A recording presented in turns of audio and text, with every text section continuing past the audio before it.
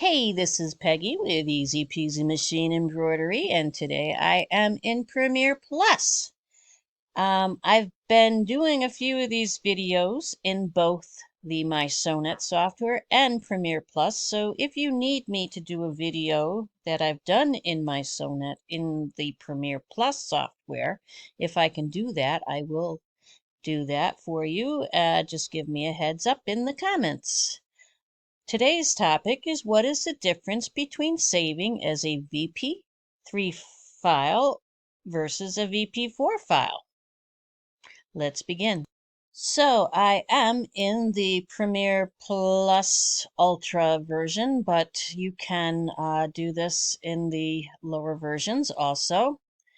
And I'm gonna build a design so you can see what the difference is. So what I'm going to do is I'm going to start out with some text,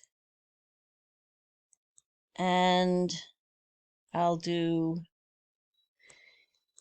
Beagles R. I'll do a size 15. It doesn't look like I have anything that runs together, but if I did, say I had two L's together, I would set my gap up to 5 or above, and that puts spacing between my letters so they don't run together.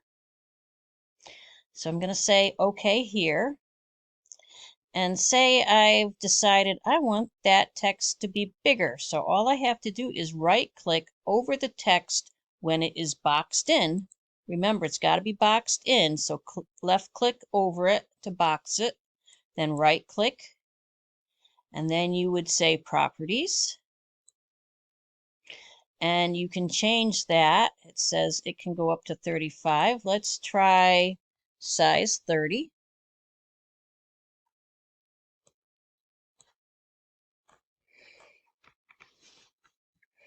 And then I want to show you the gap. Right now we have a gap of 5. Let's change it to a gap of 15. So see how that looks? You have lots of space between the lettering.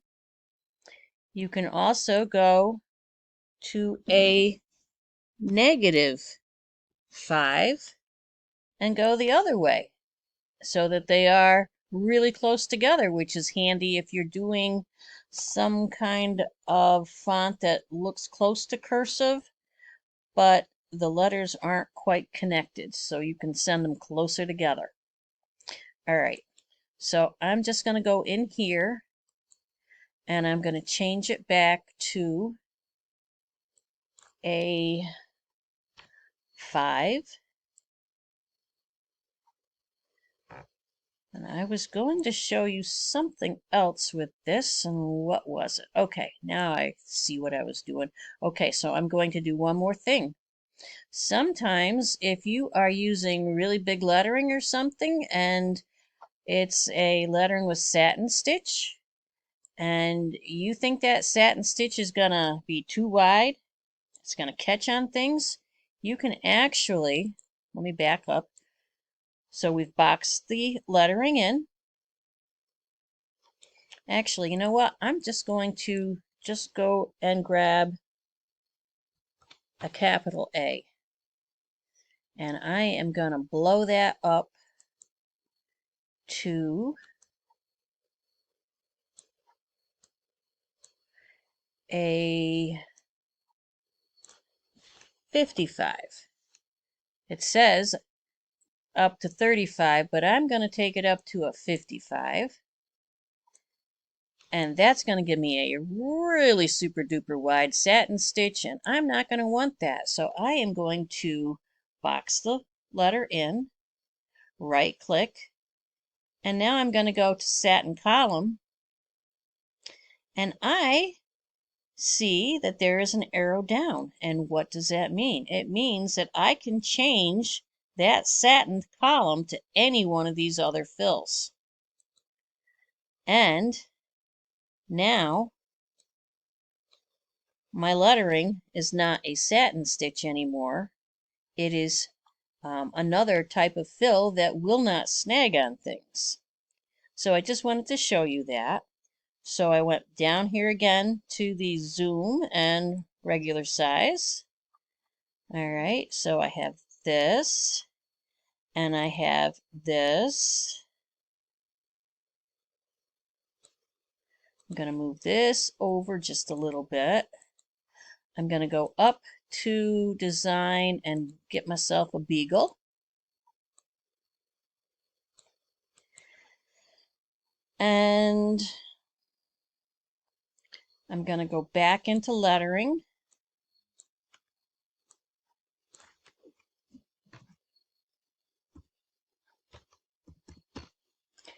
And I'm going to not do a 55 lettering this time. Let's do a 30. We'll leave the gap at 5. Now I'm going to check individual. And I'm going to click apply. And I'm going to go down here. And I'm going to click outside of that lettering. If you noticed, and I'll go back in here again, I'm going to box this in. If you notice, I'll zoom in so you can see it a little bit better. Each one of these letters has a box around it. And what that means is it is grouped.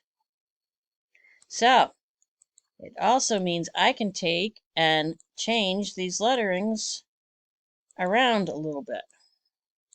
So I can do this, and I can move the C out, and I can do that.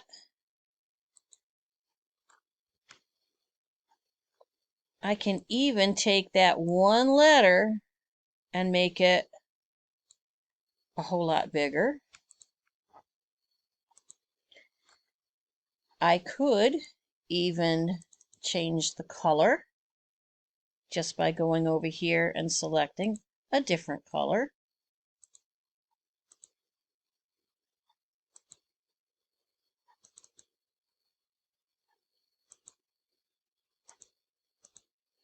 Okay, so those are all individual. And I'm going to go back in and get another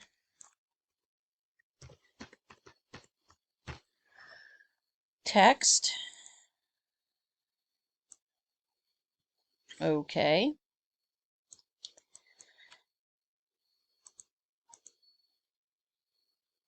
And oops, guess what? I left that all as individual. If you were doing a felting design or something, you could do a reverse there. And I am going to go home, box select. Let me see if I can grab that. Yep. And I can say that I want them combined. So now they are one. All right. So notice how they are all the same color. That is something we will want to color sort later.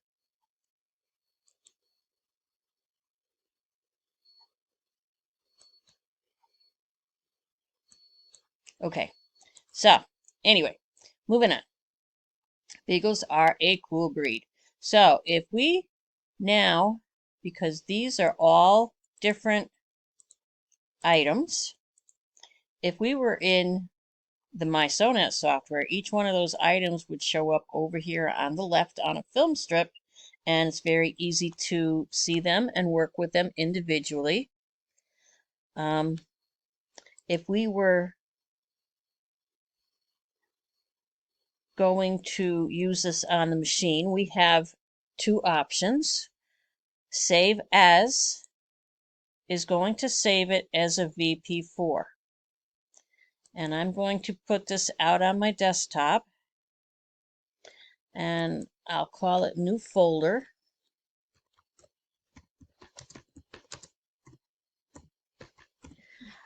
We'll call it sample for video, and I'll call this VP4.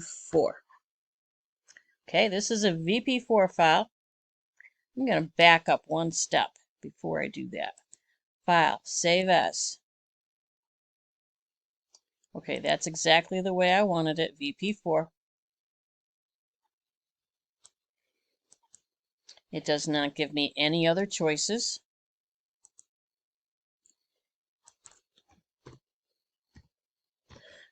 So I named it VP4.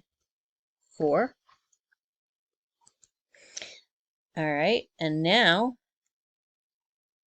we are going to say, I would like to do an export because I want this to be read on my machine, which is not a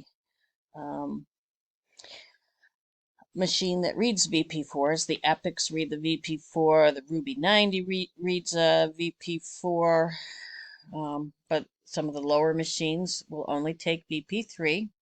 And notice here, it's going to combine the designs, it's going to remove the overlap, it's going to color sort, and it's going to maximize the stitch length. If you were working in, say, in the hoop design, you might want to uncheck the color sort because that can mess the stitch order out.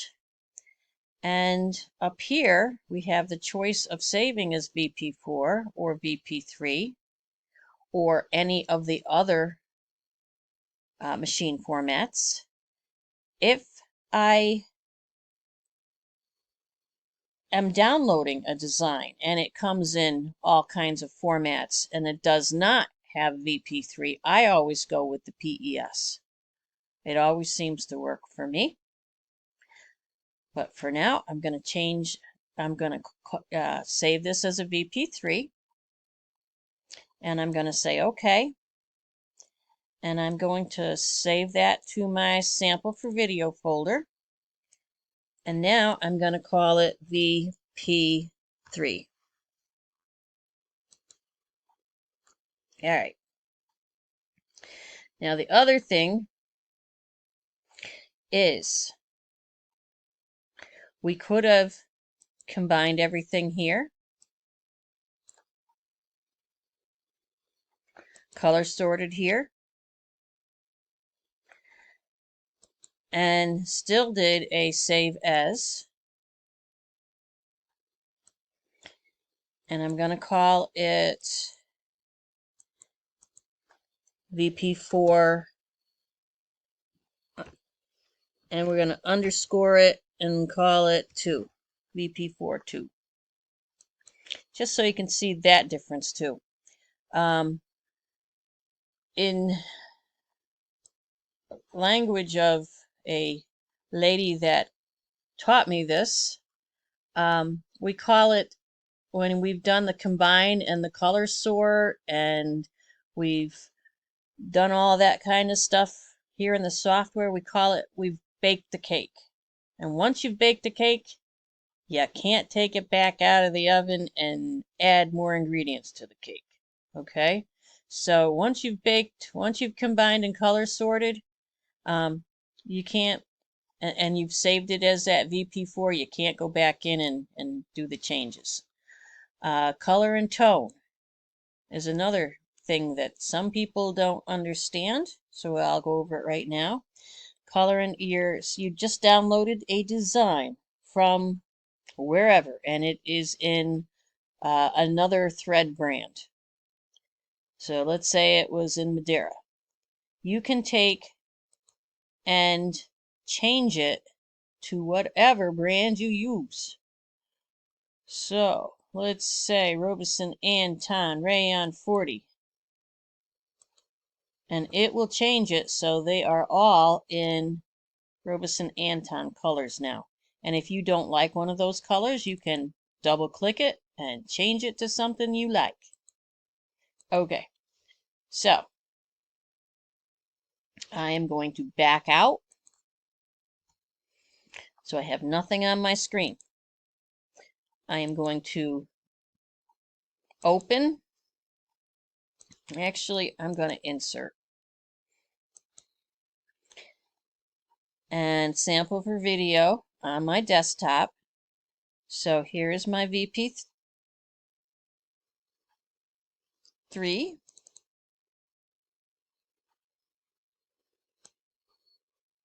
It's as one.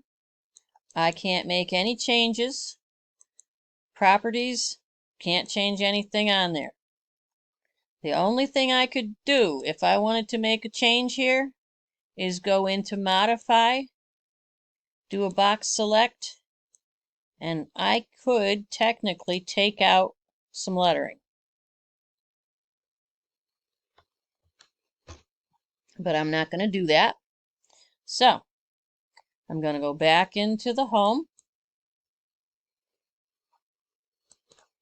And now I'm going to do a insert.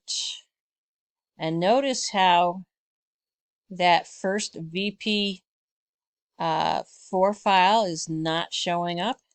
Here's the VP4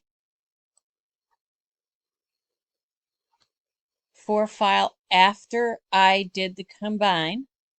Notice I can't go back in and move things around anymore. I still can color sort it because I didn't color sort it before. But it is all combined. I don't have a choice. I can't move these things around anymore.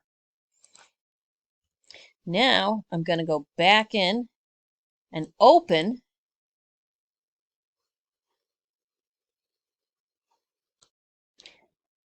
the VP4 file. I can go do an insert. There's my VP4. If there was a glitch in the video, I misplaced my VP4. I didn't save it in the right place, so that's why that's there.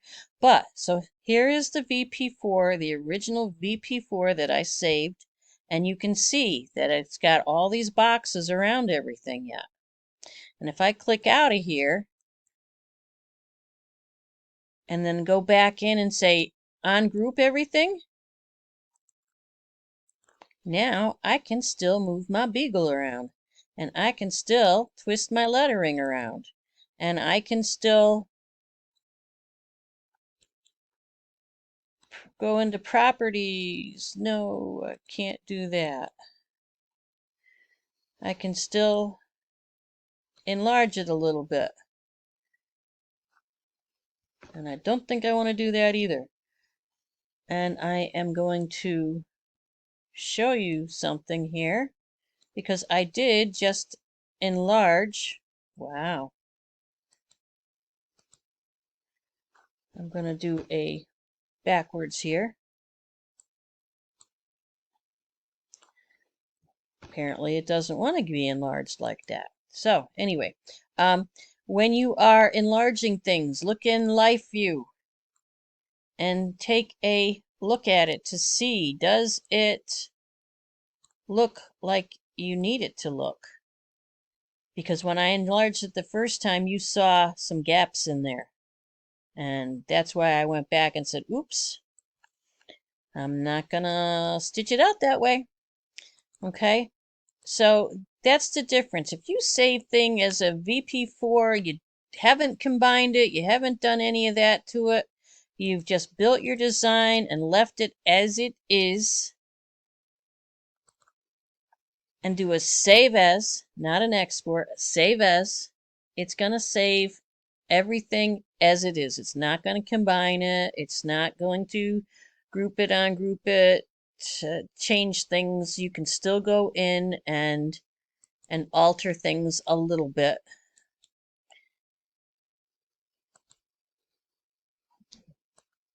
See, that allowed me to go into that A and change that around. It allowed me to go into the beagles and change that around.